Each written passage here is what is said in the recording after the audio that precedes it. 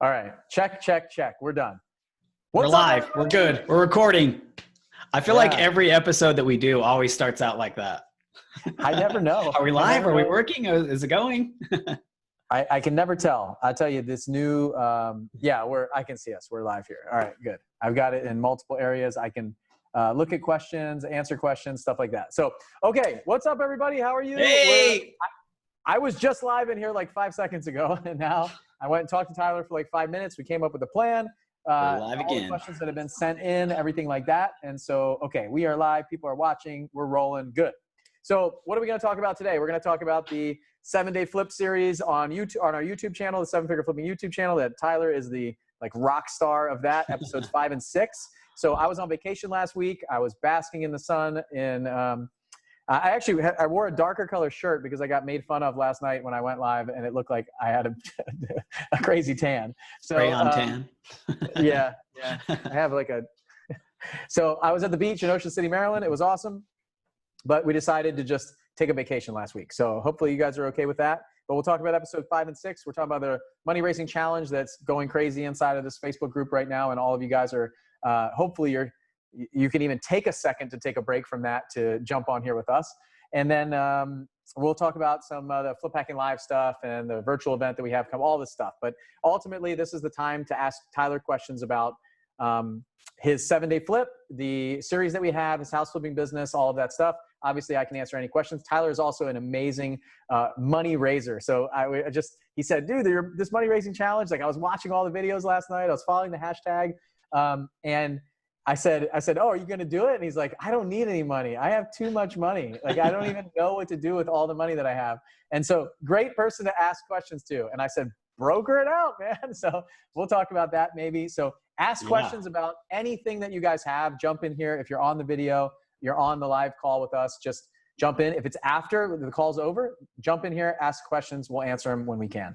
I will say that I was up late last night. I'm getting bombarded with posts and tags and all this stuff, and it's cool. I love it. Like, I absolutely love that you guys are taking this 500K money raising challenge and just like getting after it and jumping in and tagging me like crazy. I actually told my assistant today, I said, here's my Facebook password. You need to go in there and you need to help me because I can't keep up with this. So if you can task me and block some time off so I can watch these things and set it up.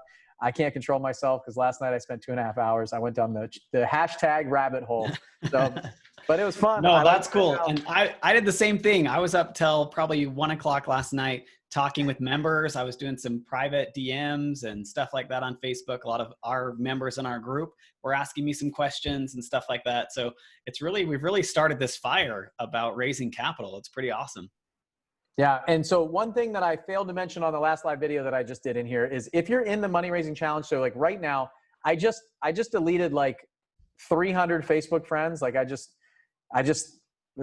know, thinned it out, right? So I was at a max number. So if you send me a friend request, send me a message and like, hey, I'm part of the money raising challenge when you send me a friend request. Or if you did your live video on your personal page, I'll see it and I'll accept your friend request.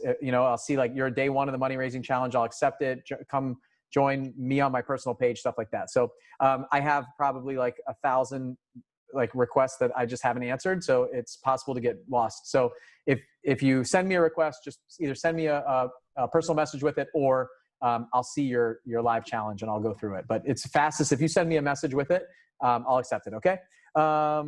And then Tyler will accept all of your friend requests. Absolutely. Automatically. He just hits confirm. That's right. So, all right. So let's talk about from the money raising challenge. Just real quick, I have 4 beta testers that went through before all of you guys. So they're on like day 19 or 20 right now. I think and it might be on day 18. So day 18, and they, 2 of them are from our 7-figure runway mastermind and 2 are from our 7-figure altitude mastermind. So I've tweaked it and adjusted things. I've gotten their feedback. I've made changes and all that stuff. So that's like, you guys are seeing something that 4 people are going through it. So some people asked yesterday, like, how are you already on day 11? Like, I thought this just launched yesterday.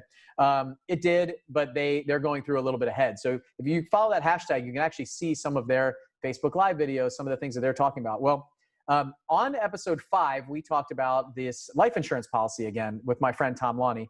And Jefferson is one of the guys who's going through the beta test. And he got on a call with Tom to talk about that strategy for himself, learned about it, and what he found was this is a great way for other people to use their money to invest in your company. And so he had the conversation, Tyler and I, on, I don't know, it's like episode 1 that we did the Q&A. Both of us use life insurance policies like that with paid up additions. And I do loans with my life insurance policy that I use through Tom. So it's a really good thing to use if you're like, to be the knowledgeable person and the connector. Like when you can become the connector for people, whether it's connecting them to an IRA custodian or showing them the resources and what's possible, you become that person that they go to for things. And so what I've become is this connector for folks who are interested in becoming financially free and financially independent. So that level of credibility for me has made me the hub, the funnel that people go through to get to these other resources, right? So somebody calls me up and says, hey, I just inherited like $200,000. What would you do with it if you were in my situation? Well, that gives me the opportunity to say, well, I have this opportunity here that you could invest in. I have this loan that you could write a loan on. You might want to consider working with Tom for a life insurance policy if that's something that you're interested in. There's lots of an IRA. Somebody says I have an IRA. Well, here's this IRA custodian that I know. So I get like first crack at these folks, right? Their money and their interest and all that stuff. So I'm able to do that by building up a little bit of credibility in the marketplace, like out in my friends, my colleagues, the people that I work with, even inside the mastermind. So I guess the reason that I bring this up is because Jefferson, talking to Tom, understanding what he does, now allows him in those conversations to hear things and say, oh, well, I got this life insurance policy and this is how I'm using it for my business. You actually might be able to do something just like that and invest with us using it. So now, what did he do? He just set that person up and their family with a life insurance policy. He's building their net worth with that over time, over the next 20, 30 years. He gave that recommendation. He introduced them to somebody who is an incredible guy, ethical, does a great job with his business. So now, what do you think that person's going to do when they have their next thing that they need? They're going to go back to Jefferson. And they're going to say, hey, do you know anybody for this? And so what I found is the more that I can help people, even if it's not self-serving, right? Like, hey, go set up your IRA and you don't have to invest with me. Let me just show you how to do it. Then, of course, they're going to come back to me and say, hey, it's already set up. I'm ready to invest. What do you have? Like, I'm the first go-to person because I help them. I'm not trying to sell anything like, hey, okay, yeah, I'll figure that out. We can set it up and you'll do deals with me, right? If I introduce you. It's like, go help that person, go make that happen, and then figure out, then it will happen after that, right? So anyway, I bring all that stuff up because we've been talking about Tom and kind of highlighting his business, but he's allowed me to educate other people through him. Like, I'll send them to him and then they come right back to me and say, all right, I have, $150,000 I'm ready to invest in. And that grows over the next 6, 7, 10 years. It's going to become millions of dollars that then they're going to continue to lend through me inside my company. So, or invest in our, some of our deals, some of our partnerships, all the stuff that we do. So if you want to check that out, you can go to sevenfigureflipping.com/stress-free and have a conversation with him to understand more of what he does. You can watch the videos. I'm on one of the videos right there when you go to that page, and it talks more about kind of how I use it and stuff like that. So I don't know, Tyler, anything on that? Like, no, I think you said everything. It's awesome. It's such a cool strategy too, because you really get to capitalize twice. So your life insurance policy makes money just as the amount of the policy, and then you can pull it out and make more money. So your return on it is even crazier. And we won't go into a ton of details on that, but now instead of making 10%, you're making 15% on your money with using the same strategy. So that's why I do the same thing. We need to have a side conversation about me lending out of mine and what that would look like. But I'd love to do something like that as well, as to start lending some of my money out of my life insurance policy. So great tool and a great thing for your investors to have, because they get the cash value of it, and then they also get the value of having life insurance if something were to happen to them. So it's just an amazing tool. Let's have a quick conversation right now. So look at this. Sweet. You just said you had too much money, right? I got too much money. Yep. I don't know what to do with it. I do. And so not enough deals. Okay. So now if you have a loan out on your policy and you're investing in your company or so, the cool thing about the life insurance policy, I can invest it in my company. I can't invest my IRA and my 401k money into my company. So that's where I do most of my loans out of. When my IRA and 401k money is out there and gone, and I'm not investing my money in my company, I might take some of those loans and invest it in a storage unit or a building or a apartment building or something like that, or do other loans. So I do a lot of transactional funding out of that. I'll do like same day funding, hourly funding, stuff like that out of my life insurance policy. And so for you, Tyler, if you have too much money, like what I would do, make sure that I'm using all of the other people's money at lower interest, right? And then I would make sure that my loans are all paid back, and that then I would take my money, if I don't need it in my business, then start loaning that out at more hard money rates, like 2 and 12, 15, 18% interest, stuff like that, for some of the flippers that aren't in the challenge, that aren't raising money at 5 to 8%, right? And so because I don't want to invest in my business when I can get those loans at 5% or 8%, and then I don't want to use my life insurance money there. I want my life insurance money to be out there making like 15% or 18% or transactional funding. So just kind of, it's all interest arbitrage of what I'm paying versus what I'm making. And if you think what Tyler just said, like if I'm paying 5% interest and I'm making 18% interest, so I'm making 13% spreads, like you're way off. You're actually making like 40, 50, 80% returns. Just crazy, because you're using this interest arbitrage like banks do. So banks can take your $100,000 and turn around and loan out $1 million.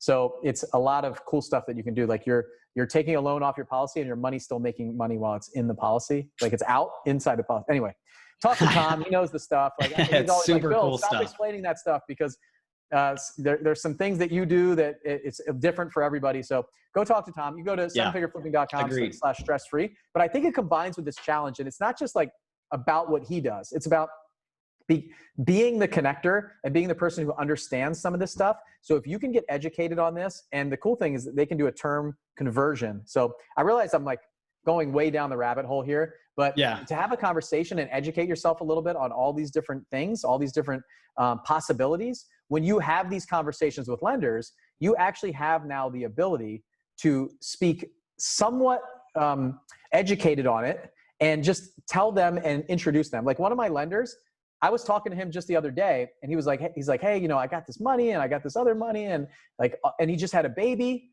And so I was like, dude, like you've got to get one of these policies. Like, and so I hooked him up with Tom. He talked to him, and he calls me up the next day, and he was like, thank you so much. Like, this is amazing. Like his daughter was just born, so he can get a policy on himself. He can get a policy on his daughter, just like I got on Lucas, which I just paid Lucas's premium today. And it's like $4,500 a year for 15 years. And then I never pay again.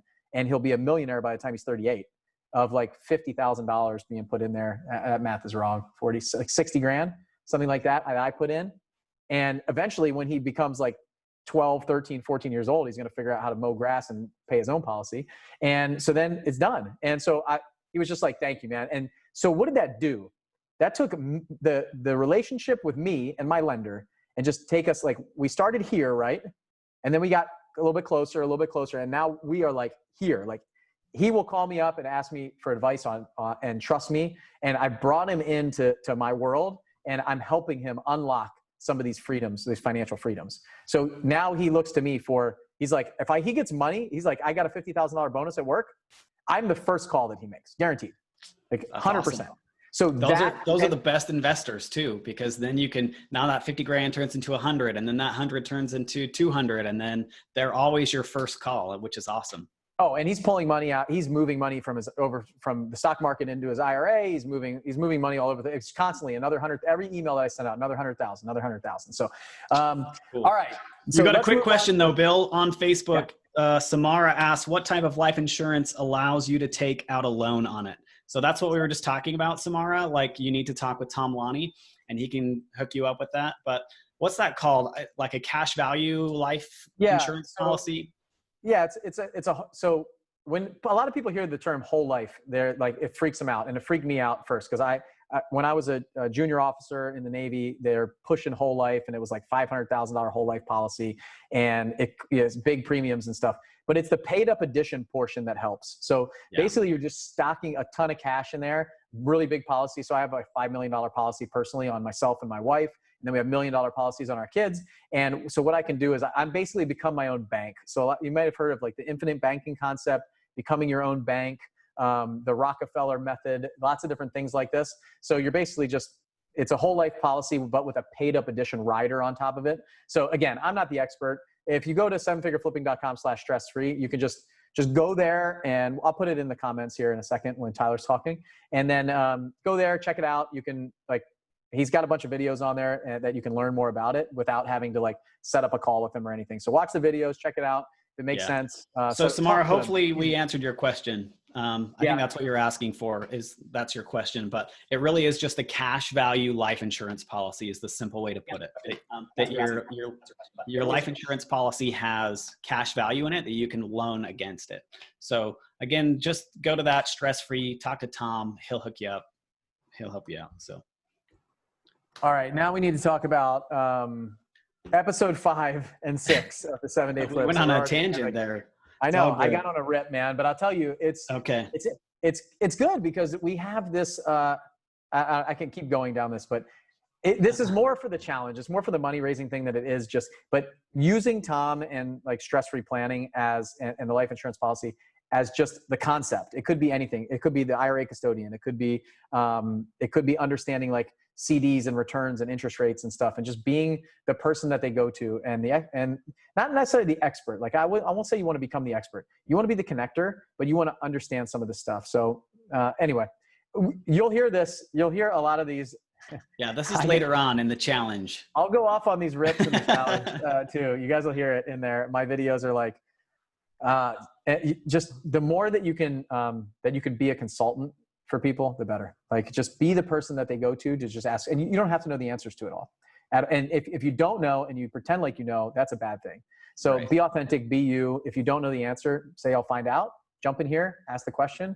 I'll point you in the direction of somebody that I know, like, and trust. That's helped me. And then you can grab that advisor and go with them. So I interview a lot of these people inside the challenge to kind of just talk about that stuff. So, okay, let's talk about episode 5. So episode 5 was like this rain, earthquake, all these problems. Mother Nature, force of Mother Nature, man. She came down on us hard. Okay, so there was an actual earthquake in Salt Lake City when you guys were doing this. Yeah, I've never been through an earthquake in my whole life, like ever. Like I hear of all these people in California. It happens all the time. Like it was my first. So I was like terrified. Felt like my house was like swaying, and I remember running into my kid's bedroom and like there was this bookcase that was wobbly, and so like it like really freaked me out. I think it freaked a lot of people out that I've really never experienced an earthquake before. So yeah, it was crazy. What a way to wake up. It was about 6 a.m. is when it happened, and it was just pretty a crazy experience. So yeah, that's how it started. So when I was a kid, I grew up in Southern California in Thousand Oaks, and I remember living through a couple earthquakes, and we would like run into the doorway and stuff. And, we're like trained from being little kids. So I would think I lived there until I was like 8 or 9 years old, and then we moved to Maryland. So yeah, growing up, but it sounded like this one was pretty significant. And so like the coronavirus was happening. I was like, Andre, you just got to get out there. He's like, I got to go. So he went out there. And then I find out and I didn't even know. I actually didn't know about this until after he came back. He was like, there's all these problems, like this earthquake happened, and then this happened, and this I was like, what are you talking about? So it was interesting to hear all that stuff. So we had some people there. Like the cool thing that I thought about this episode 5, and for those of you guys, I realized we started with this with like the money raising challenge and stuff, but we have this 7-day flip where Tyler and his team, if you're just joining us, like you're just jumping into this group, maybe you joined the challenge and came in here. Tyler is a house flipper out of Salt Lake City, Utah, and him and his team are flipping 4 houses in 7 days. And so we created this YouTube TV show basically called the 7-Day Flip around this concept. So it's on our YouTube channel. You can go to YouTube and go to 7-Figure Flipping, and you can see this. We're on episode 7 comes out this Monday coming up. And we're basically just creating a documentary, like a 10 to 11 series documentary on all of these, on these 4 houses that he's flipping in 7 days. So go there, subscribe, like it, comment on it, talk about it. All that stuff helps us. We're so close to 1,000 subscribers right now on our YouTube channel. We like just launched our YouTube channel. We got a lot of people watching it and viewing it. And so share it, talk about it. We really appreciate it. If you're getting a lot of value from the challenge, from the podcast, from all that stuff, just help us get this kind of stuff out to more people. Tyler wants to become a huge celebrity. He wants to be on HGTV. I don't know about that. Wants to do all that stuff. So the more you can share it and like it and talk about it, the better for him and his future and his family. Like he's got 3 boys he needs to feed. So share the video, like it, and subscribe. So, subscribe. So I make a ton of money from that. No, just kidding. No, it's awesome. But really, like, it's really cool to see this TV show that it's not an HGTV show. It's real. And so like, you would never see a lot of this stuff, meth and earthquakes and all the issues that really happen on a flip. And so what's really cool about this is that it's unique and it's genuine. So if you haven't watched it, check it out. It's not just for me for my status, but it really is to give back and to help people on how they can, instead of taking 6 months to flip a house, why not do it in 2 or in 1 or in 7 days? So that was really the point of it. So please subscribe, because 1,000 would be awesome. If we could hit that on our YouTube channel, it'd be super cool. So. And so the earthquake hit, you guys had all these kind of like issues come up that day. It looked like maybe is this around the time that the tide was turning more towards Tyler getting caught up, or was that episode 6? No, so I think it was episode 5. It's hard. We need to do these No, every week so we don't get lost. The tide was starting to turn. At the end, I said, I don't know who's leading here. It was interesting because at the end of this episode 5, you saw like,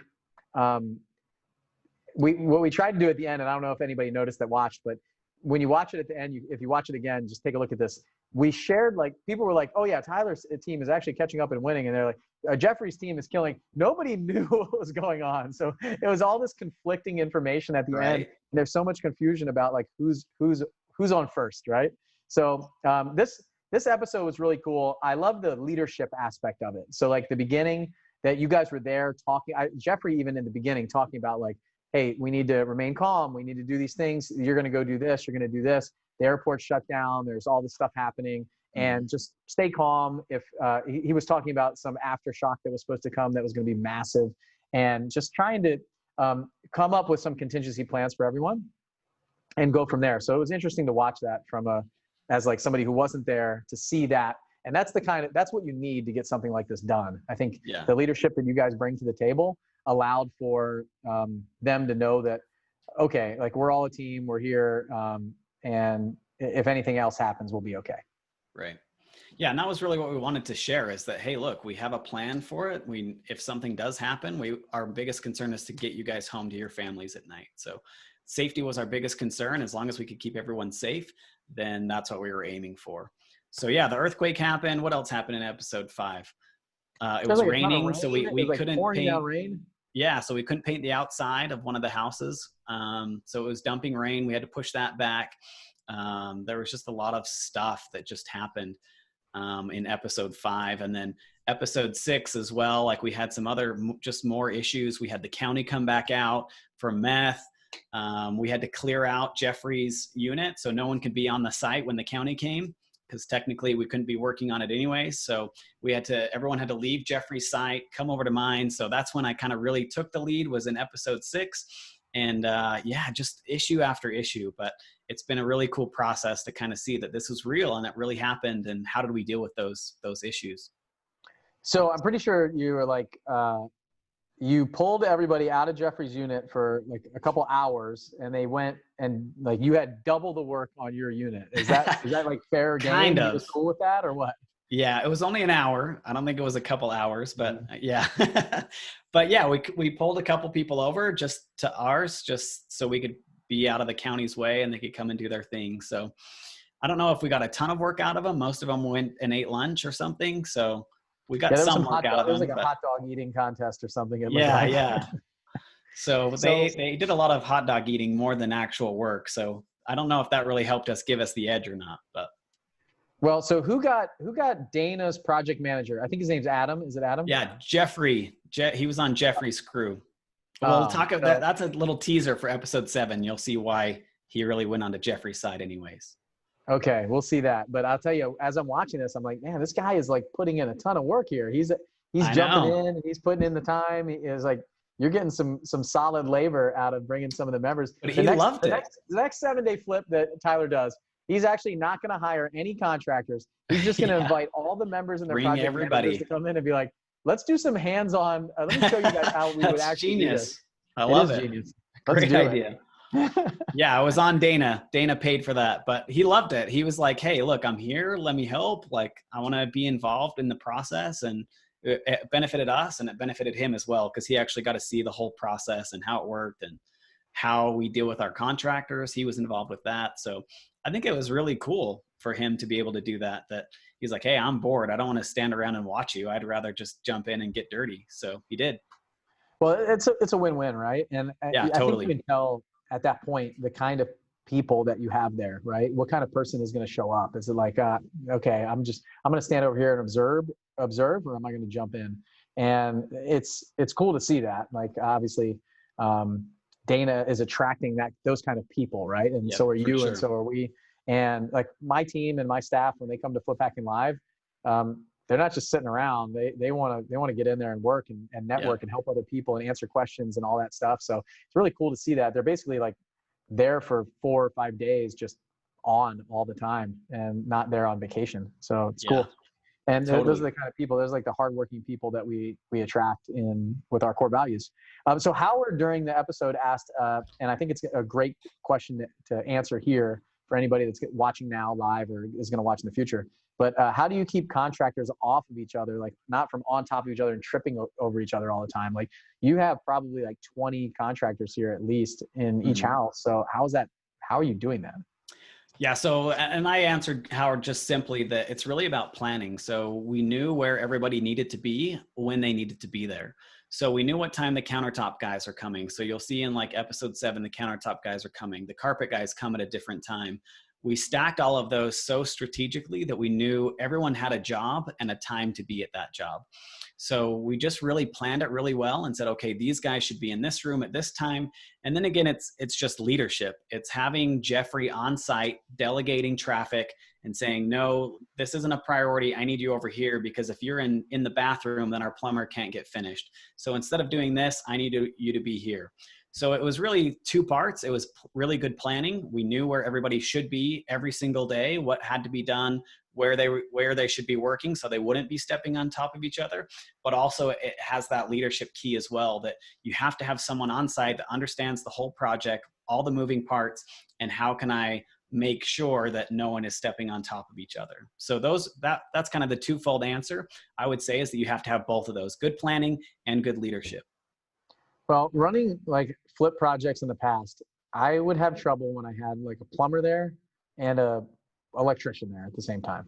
Just Yeah, two sure. people, like 2 people, and they were complaining or they would leave or like. So I want to go a little bit deeper on this. Like, how do you set that up with them? Like, if I've got a house going on and maybe I've got I don't know, a tile guy and a electrician or something. And they're just like, well, you just let me know when all that's done because I need this little thing done before I can actually do my work. Like, how do you have that conversation with them? Yeah, it's just managing expectations. So we told everybody involved in this project for our 7-day flip, and then even in a normal flip, we manage those expectations. So we say, hey, look, this is what we're going to do. The electrician and the roofer, you guys are going to be there at the same time. And hopefully that's okay because you shouldn't really be in each other's way. And even if it's a plumber or electrician, hey, the plumber is going to do the basement first, and then we'll switch. You know, the plumber and electrician, you'll go upstairs, you move downstairs, and that way you're both out of each other's way. So we just manage those expectations and make sure that we say, hey, look, we're going to stack our contractors so we can be really efficient. Are you okay with that? First off, contractor, this is how our system works. Can you adapt to that system? And then also, this is the expectation of, if you want to work with us and you want to work with our crew and kind of fill into this system, then it's going to take some patience and it's going to take some of that. You're going to have to work as a team. And the 7-day flip really just magnifies all of that because everyone wants to get it done. And so they don't care. They're like, hey, how can I help you? Electrician, what do you need so I can be out of your way? And that really, the 7-day flip is really cool because you get to see that synergy, that everyone's moving towards the same direction. And it's not like these 2 guys hate each other and they're going to come fisticuffs and stuff like that. They're like, hey, plumber, you're in my way. How can I help you so you can get done so I can come in after you and finish what I need to do? So it was creating that cool culture and managing to those expectations that this is how we do things. And you either are going to do it our way or we'll just get somebody else that will do it our way. So that's how we manage it. Even with normal flips, we express that to all of our subs beforehand. So when you're looking for people and hiring them, you're actually having these conversations Absolutely. and setting the tone way before they're even presenting the project. Yep, totally. Because we don't want guys that are going to come in and have drama. We don't want guys that are going to come and create issues. I hate that plumber. I'm going to leave until he's done. No, that's not how we work because time is money to us. And so we want to get it done as quick as we can. So let's figure it out. And we want you to be a part of our system. So what does that look like to you? Yeah, I love it. Yeah, I've struggled with that in the past a ton. Yeah. It's just, it seems to be a constant ongoing thing. And then it's just, and it also seems to be just something that they think is normal in the industry. So they don't think anything of it when they tell you that. And I was just Yep. kind of like, what are you talking about? Like, you guys can't play nice. What's the problem? And then I would come back. Cause so my problem was I was showing up in the morning, then going to work all day, and then showing up in the afternoon, and nothing would have been done and nobody was there. And then I find out later, one of them would say, well, that person was there, so I left and I had to come back. And then I came back and I didn't have what I needed, so I'll be back tomorrow. And I would just lose days and weeks on projects just because I couldn't be there micromanaging them and basically be the counselor between the two of them or three of them, or whoever it was. It's like, well, this thing wasn't done, so, and I have another job, so I'll be back in 4 days. Like, what do you mean? No, it's you can work around that. So it's frustrating. The other thing that you guys did in episode 6 was you took, like, you had all this trash in the back of these houses. And so there's like dumpsters and dumpsters of trash. There's like a time-lapse video of like people sweeping up and putting this trash and just like filling up these dumpsters. What was going on there? It's like Sanford and Son. So that's, it was like a hoarders 101. So this guy had owned these units forever and just collected stuff. So there's this 6-car warehouse in the back that has a mechanic shop, and it has an office, and it has all this warehouse, and it was chock full. Like when we opened the door, it was just full of stuff. So, and then the backyard, it had just they filled up the warehouse, and then it just started going into the yard, and there was just tons of stuff out there, and none of it was ever good. So we had pickers that would come through before we even bought the house. So we would advertise, hey, come and take whatever you want for free, whatever. And so we had a ton of people that would just come, like scrappers and whoever would just come through the house before we even started, and they would just take stuff. And so we still had, I think we did like 8 dumpsters out of that house. So these are big 30-yard skids, and we did 8 of them just of garbage and trash and stuff like that. And we're still, even now, like there's still a few things that are at the house that we just haven't taken care of yet. So there's just so much stuff. It was just overwhelming. So we didn't really focus on a lot of that warehouse space because it wasn't relevant to the 7-day flip. We wanted to get the houses done. That was the most important part. And then the other stuff, the warehouse and all of that, could just come later. So it wasn't a huge focus, but it was still in the way. And we had to at least clear out the yard and kind of clear out a few things. But there was a ton of stuff, man. You can see from that time lapse that there was just a ton of garbage in there. Yeah. One question I had was like, how many dumpsters did you guys go through? So yeah, it was like, I think it was 8. That's a lot. It's tons. That's crazy. I don't know that. I'm sure. Hey, I guess anybody watching this, like, what's the most dumpsters that you've gone through in a house? I'd be interested to hear that. So I've 13 in one 13? house. Yep. Yeah. I think like 4 is the most that we've done. So, yeah, we did a hoarder house, and this lady, we had to clear out the vents because she would stuff garbage in the vents. So we had to redo all the venting system. We did 13 30-yard skids. We'd have them come at 2 at a time just so we could get rid of this stuff. But that's crazy. Yeah, I've tried to do that, like get people to come empty the house. I've hired a bunch of people to just come for, they would give me a bid on the house, and they just come to fill out the dumpsters before we got started. So it's kind of sad sometimes, isn't it? Like all the stuff that you see, there's like memories and pictures and stuff, and there's stuff that I don't know. Some of the stuff's really nasty, but some of it is like, how did it get to this point? So. Yeah. And I've never found anything in any of these houses of value. Like of a high value, right? Like we haven't, oh, look, there's a brand new Camaro under this tarp, like nothing like that. It's all just junk and garbage and nothing really of monetary value in a lot of these. So there's another question for you. Leave in the comments, like, what's the most valuable thing that you found in a house? Yeah, that would be cool to know. Landlord, like, that's awesome. So like, what's the most dumpsters that you've used in a property? What's the most valuable thing that you found? Because I'm interested. That's a cool thing. I'm trying to think back to some of the stuff that we found. I remember the second house that I flipped. We found I won't say we found it, but they had this shower, like the elderly people have these like walk-in showers that have like the bathtub shower type things, And I didn't think anything of it. And then my HVAC guy came and he was like, "Hey, can I have that?" And I was like, "What do you mean, can I have that?" He's like, "Well, I've been looking for one of these for my or for my mom or my grandmother or something. What do you think? Like, can I have it? Or can I buy it from you?" And I was like, let me look at this. These things are like $15,000. Like, they're Holy cow. absolutely outrageously expensive. And so I'm like, okay, what's going on here? Like, is this guy going to turn around and sell it? Or like, they range anywhere from like $3,000 to like really nice ones that are way expensive.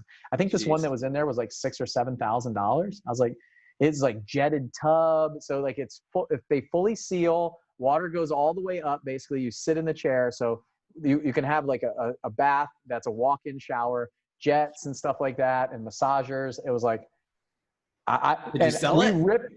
We ripped it out. No, I gave it to him. I gave it to the guy, but I did have him bring down the price like $1,500 on what he was doing. So Right. he threw in, a bunch of discounts and stuff we used the bartering system. And, and then it's interesting because shortly after I was going on an appointment with a guy, and that's what he does for a living. So I had just had this experience, and then I was talking to him about doing some owner finance on his house, sub two deal. So we got to know each other pretty well. And he was like, "Yeah, I sell those things." He's like, we've got some that go over $30,000. It's like a pool. Like the price of a pool. In your house. Crazy. Yeah. In your house, in your shower bathroom. Yeah. But the ones that they had, I was like, it was like hot tubs and jacuzzis and stuff. So anyway, a little side note for you. That's like the most valuable thing that I found. Post it. I'm interested. Yeah. Most valuable thing that you found. How many dumpsters? Rental. And then how many dumpsters. So if you guys are just jumping on, we're talking about the 7-day flip series that we're doing with Tyler Jensen and his team on our YouTube channel, our 7-figure flipping YouTube channel. We're just kind of answering questions. We talked a little bit about the money raising challenge and some of the other things that we're doing inside the company. So if you guys have any questions, you can drop them in there. The other thing that we talked about on that, anything, if you guys have questions for Tyler or me on raising money, flipping houses, wholesaling houses, whatever you guys want. So Kelly just asked a question. Yeah, I see it. Let's okay. Yeah, we can answer it. How did you find good contractors before you had constant work for them? So this is a really good question. Like when you don't have consistent work, or you're doing your first deal, like or maybe you're doing one at a time, or they're kind of sparse. Like, how do you find really good contractors that way? Oh man, I've been through so many bad contractors that it just is part of the game. So no, you're going to get some of those. You're going to go through a lot of bad contractors. We've lost tens of thousands of dollars with bad contractors. So what I would say to that is, how willing are they? How do they fit in your culture? One, like, do they fit with you as a person? Are they honest? Do they have integrity? Stuff like that. And interview them and get to know, just like you're hiring for someone in your company to hire for, you need to do the same thing with a contractor. You need to ask for referrals, and you need to ask for all these other things. Show me a portfolio of work that you've actually completed, because a lot of contractors will be like, "Oh yeah, I can do tile." And then you walk in and the tile is like, they've never done tile in their life. So it's just really important to vet those contractors and to get good ones, but they're out there. Ask other flippers. That's how I started. I would go and say, "Hey, who did you use for a contractor? Can you give me a referral?" I would go to RIAs and say, "Hey, you flipped a house. Tell me who you used. Are they good? Do you trust them?" "Oh yeah, this guy's great. I would totally call him." So that's what I would start is getting people that have already built a brand and have that trust and integrity, because there's a lot of bad contractors out there. But usually those ones will get vetted through. People will say, "Hey, don't ever use this guy. Use this guy instead." So that's what I would do when I started. And then I give them one task at a time. So I'm not giving them a whole project. I'm saying, "Hey, I'm going to give you one small thing." And then my whole thing is, did they nail it or fail it? If they nail that one small thing, hey, I'm going to give you the demo. If you can do demo in a day, then I'll give you the next thing. And I would just start that way. Instead of giving them the whole house and then you're 50 grand over budget because they made all these work order or work changes and stuff like that, I would just give them a few things at a time. "Hey, you're in charge of this, this, and this." And if they nail it, then give them more. If they fail it, then fire them and hire somebody else. Well, here's a question on that. You've got other flippers that are telling you that they are using these contractors, go use them. Is there any concern that why aren't they using them right now? And if you like a high volume flipper and they're giving you their referrals, do you have any issue there? Yeah. So you've got to be careful with that too, right? And for me, I wouldn't give my good contractors out. I would say no way, right? but I'm in a different place than a lot of other people are. And so I would still say, hey, use this guy. He's great for what you need. Use him. We've used him before. He's just not on my team right now. So just be careful, right? Like with anything, be careful who you ask and what you're asking, but just vet the contractors. Do you trust them? Do you have a good contract? Do you have a good scope of work? Do you trust them? We don't do any deposits anymore with any of our contractors, and some contractors that are really good won't work with us because we don't do that. But at the same time, I've lost so much money that we've given deposits to contractors and then they never show up. And so we've just got to make it make sense for us. So yeah, my advice to that is just when you're asking another flipper, just think about like where they are, who they are, why would they be referring this person? And then if the first question that you should ask is, well, if they're so awesome, like, why don't you use them? Mm-hmm. And then do you believe them? Like, can you trust this person? Because I'm usually pretty frank, like, hey, here's this person. We don't use him anymore. He's just a little too expensive for us.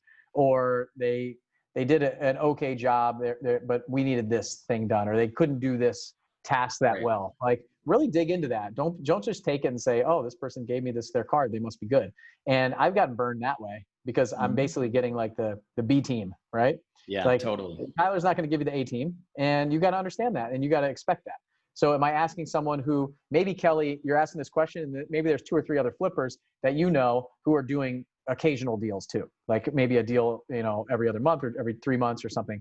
And you can kind of pass around those contractors. Because when we were getting started, I had this like core group of military folks down in Pensacola.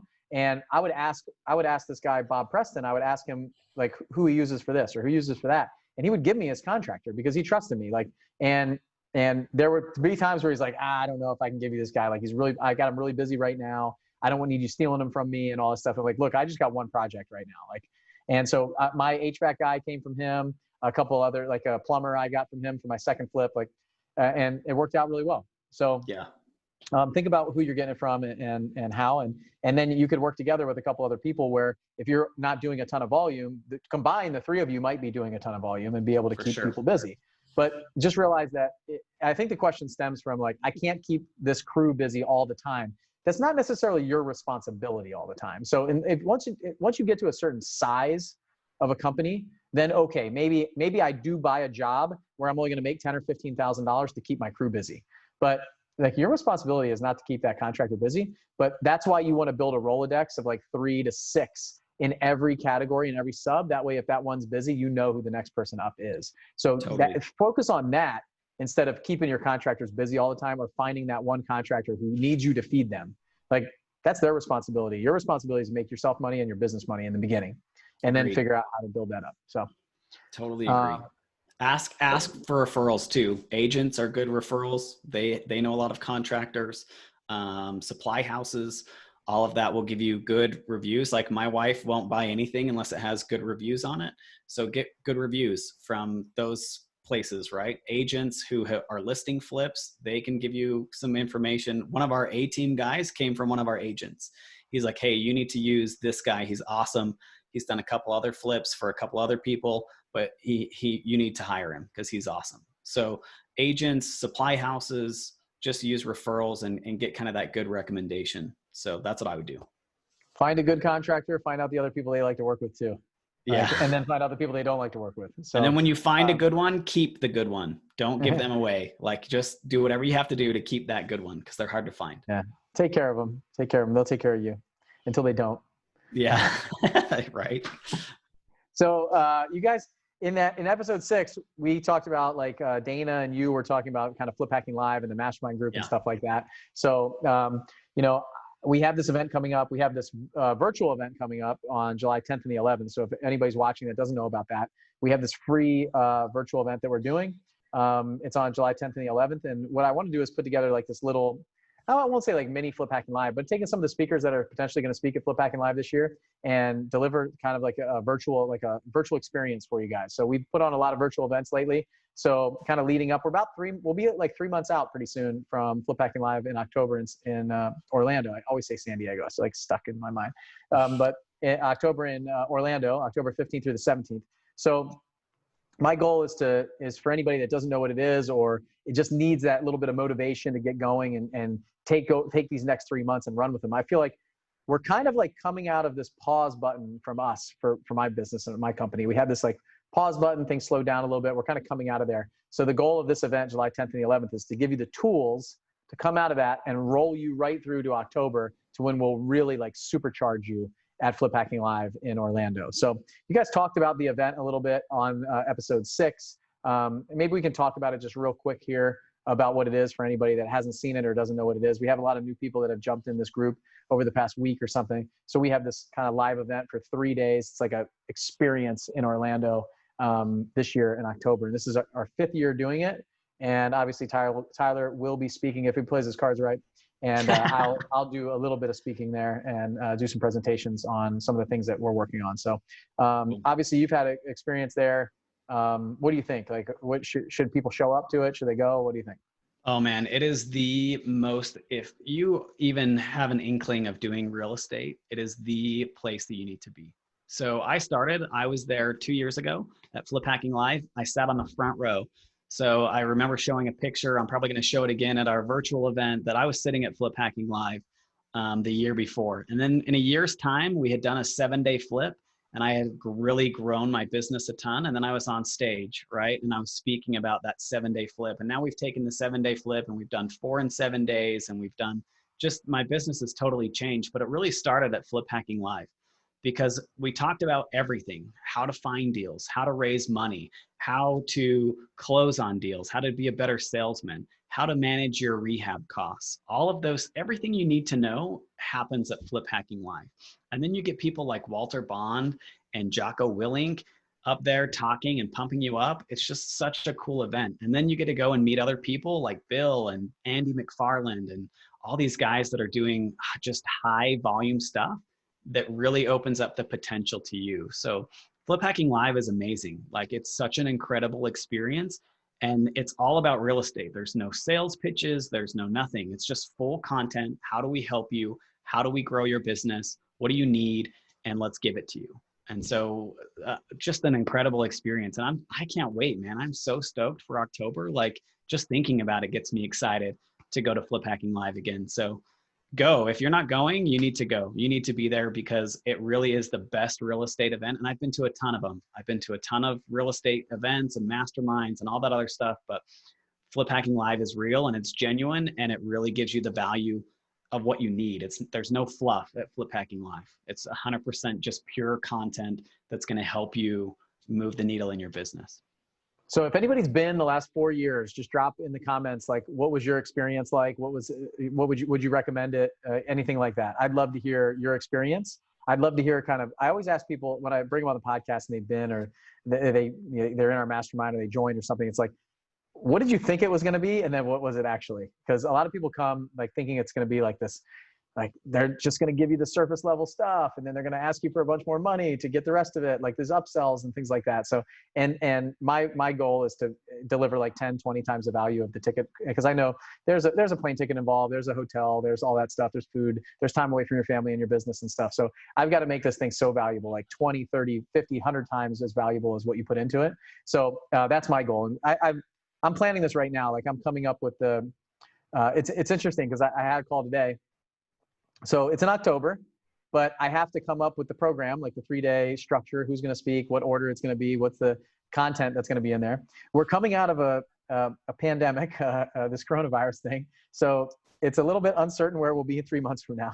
So I have to plan for that. So I don't want to come up with the wrong topic, because things might change over the next month or two. You might need something different, right? So I have to come up with a couple different strategies, multiple topics, multiple like event structures to say like, and I basically have to try to be like Nostradamus. I don't know if you guys remember him, but I have to like try to predict the future of like, okay, if we go this way, then we'll do this event. If we go this way, we'll do this event. And so we're coming up with that now, because then I got to back it out, and I'm going to produce some podcasts and things like that over the next 3 months. And then this virtual event that we're doing on the 10th and the 11th, what I want this to do is I want this to lead into that event. So some of the speakers, like what are they going to talk about, things like that. So, so Tyler, what are you going to be, do you even know what you're going to be talking about at the virtual event? Yeah, so the virtual event, I'm talking about how to create a hobby, or how I started a hobby and I moved it into a business. So I'm going to talk about flipping houses, how I got started, how I was flipping houses in my W-2 job, what that transition looked like, and what my business looks like now. So we're going to talk anything flipping. I think me and Jesse, I think, are the ones that do a lot of flipping. And so Jesse and I will talk heavily on the flipping side, and there's some other wholesalers that will kind of talk about that side. But yeah, everything to flip houses, how I really started. And I know that a lot of people are just starting their real estate business, so I think it'll be super valuable. Yeah, how I started it, how I created some momentum, and then how I grew into the business and what it looks like now. Awesome. I'm excited for that. So I think we got like 11 speakers. So I just added somebody to the docket. I keep like adding people on for these 2-day events. And then we'll have like, we'll probably have more than 20 speakers at Flip Hacking Live in October. So JC, thanks for this comment. He said, I was there last year for the first time. It was real. You didn't tease us with a little bit of info, then hit us up for money. So good. So there's one solid piece of feedback. It was, I love this event and I really enjoy it. And I'm currently putting together like some of the keynote speakers and the structure, and I want to take you through like an experience. So we talk about this virtual experience on July 10th and 11th, same thing. I want to put you through an experience that you come out going, okay, I'm ready to take over the world for the next 3 months. And then at Flip Hacking Live, you're ready to go for the next year and just kind of charge you up. So we pretty much need that every quarter. So take this time in this free event to just jump in and let us like give you some motivation, recharge you, and get you pumped up and ready to go. And then come to Flip Hacking Live in October, just full charged, and you'll leave there thinking you take over the world. And people talk a lot about like the timing of this event, and I think we need that to get through the November, December holiday time a lot of times, because that's a time where we take a little bit of time off, we take time to reflect and things like that. So we do a lot of goal setting there in October and look at your plan and the structure. And then we come back together as a mastermind group in January to kind of like just get rolling right after the holidays. We'll have our meeting right there towards the middle or end of January as a mastermind group to get those people like ready to rock and roll for the year. So that's kind of the structure of it. That's why we do it the way we do it. And I love that event. So come to the virtual event. It's 100% free, totally free. I'll post the link in here. It's a little bit longer. It's 7ff.7figureflipping.com/alive. So we're calling it the Seven Figure Flipping Accelerator Live. We want to accelerate your business for the next 3 months and kind of come out of this kind of pause period and just accelerate and go forward and not look back. So that's the plan. We're going to give you some tools and strategies and things at that event and get you ready to rock and roll. Then if you want to check out Flip Hacking Live, you can go to 7figureflipping.com/live. I'll put that in the comment too, and you can check it out there, or you can go to fliphackinglive.com. But either one of those places will take you there. And the show, don't forget about the show. How do we find the show? Yeah, if you want to watch Tyler and put him on your big screen TV. That sounded bad, but. So yeah, well, how do you see me on the big screen? Like tell them how to find me. Go to YouTube. Go to our YouTube channel, Seven Figure Flipping. And here's the other, okay, I might let the cat out of the bag a little bit here for something that I'm doing. So on our YouTube channel, I really am trying to deliver as much content as value as possible. What I've realized is like a lot of people listen to podcasts and love the podcast. There's question, answer, interview style, stuff like that.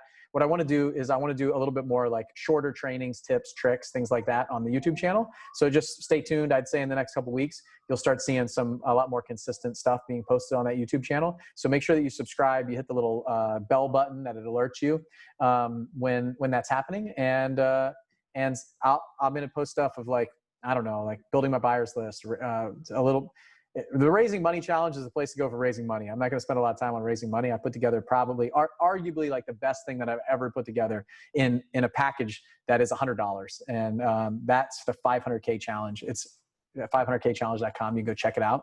We talked about that in the beginning. Go do that. Okay. Make $100 investment in yourself. You'll raise millions of dollars over time. Trust me. Totally. So yeah. And we got a lot of stuff going on. So right now it's really busy. We got a lot of stuff coming out. But I mean, everything from a free 2-day virtual summit to a free show that's on YouTube that's going to teach you how to flip houses. I mean, Tyler's Gantt chart, the budgets, We gave away so much stuff. What else? Your punch list, like all of the stuff that we're doing is right there. So go check that YouTube channel out. There's a ton of like free checklists and things that you can download from Tyler. Everything that he's done to run that project. He's giving it all away. It's really cool. And then obviously check us out at Flip Packing Live coming October and see. I love JC's comment. So really good. So yeah, it's gonna be awesome. So next week, that's in like a week, the virtual one. Next week. Virtual, right? yeah, virtual event. So we'll Monday for free. Monday we'll launch. Yeah, Monday we'll launch the 7-day flip at 8:00 Central. It goes kind of live. We put it on like a TV show on Monday. So what is that? July 6th. And then the 10th and the 11th is Friday and Saturday. So it's Friday afternoon and Saturday morning. So we're not taking like 2 full days of yours. It's just like after lunch on Friday. So what I figured is some people have full-time jobs. They might not be able to make Friday, but they can make all day Saturday, or they might be able to make both or one or the other. So just come check it out. Believe me, it's going to be valuable. If you haven't signed up, make sure that you sign up. Yeah. Like Tyler said, 100% free. I want to just add as much value as I can to you guys and show you what potentially Flip Packing Live could be like. And then obviously you can grab some tickets to Flip Packing Live if you like what you see. So test the goods out for like 2 days on our virtual event. And then come to the real thing in October, and we'll get you jazzed up and ready to rock. So I think that's all I got. The money raising challenge. One thing that I want to say, you guys that are going live on the challenge, there is a couple dots next to somebody's Facebook profile. So like mine, you can click on there. If you're on your phone, you can click next to like my name on my Facebook profile and say, alert me when this person goes live. And so if you see, here's a quick tip for you.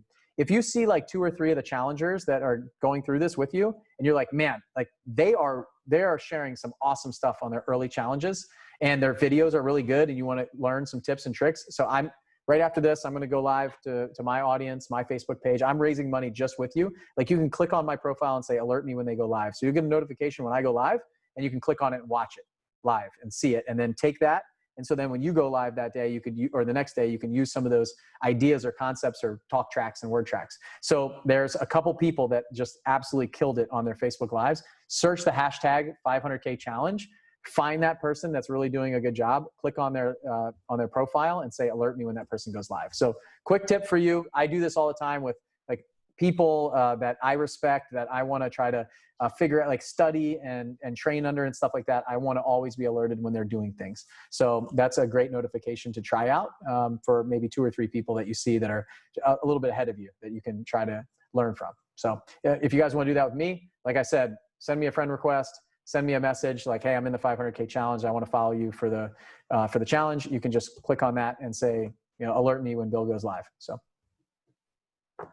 Tyler's already doing it. He's been on like every live video I ever do. That's right.